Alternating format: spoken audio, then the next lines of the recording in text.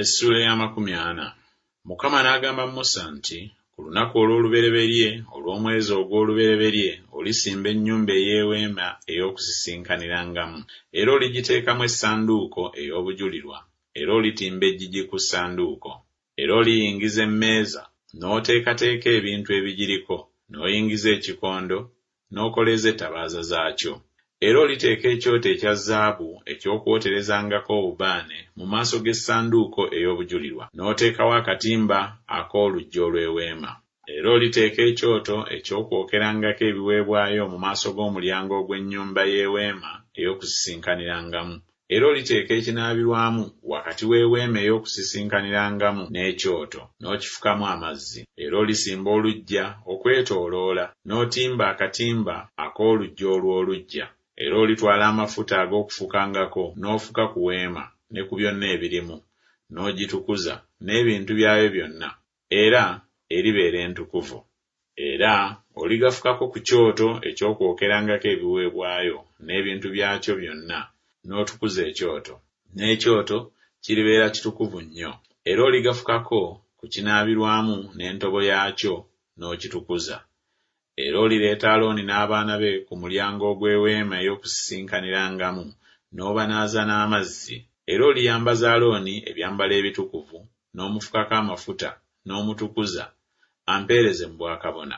Era olireeta abaana be, n'obambaza ebizibawo, n'obafukako amafuta, nga bw'ofuse ku kitaabwe, bampeereze mu bwakabona.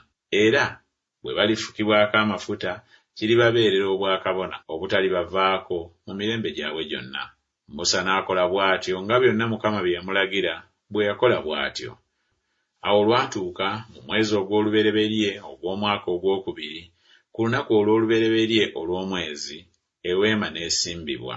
Musa n'asimba eweema, n'ateekawo ebinnya byayo, n'ayimiriza embaawo zaayo, n'ayingiza emiti gyayo, n'awangiza empagi zaayo.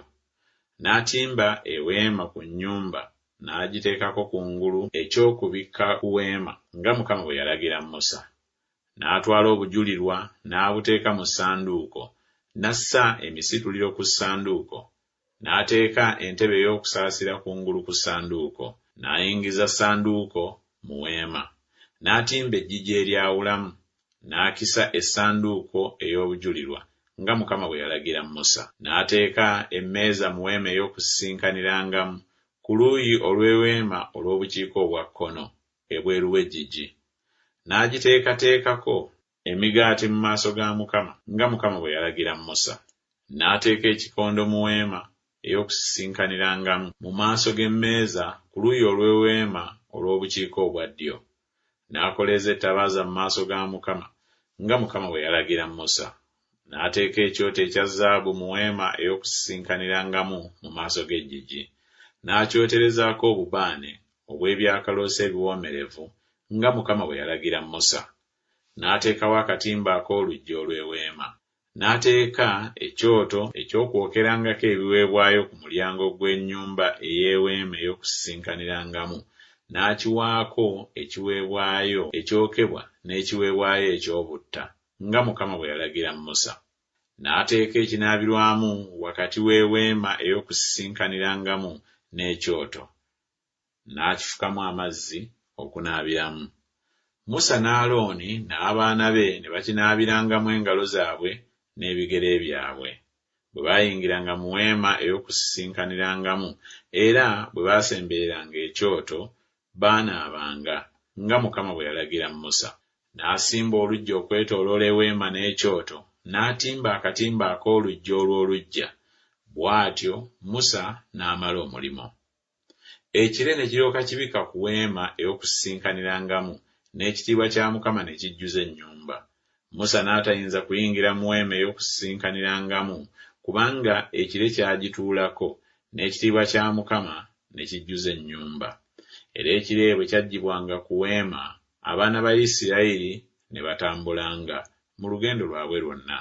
Naye ekire bwe kitaggyibwangako ne batatambulanga okutuusa ku lunaku lwe kyaggyibwangako.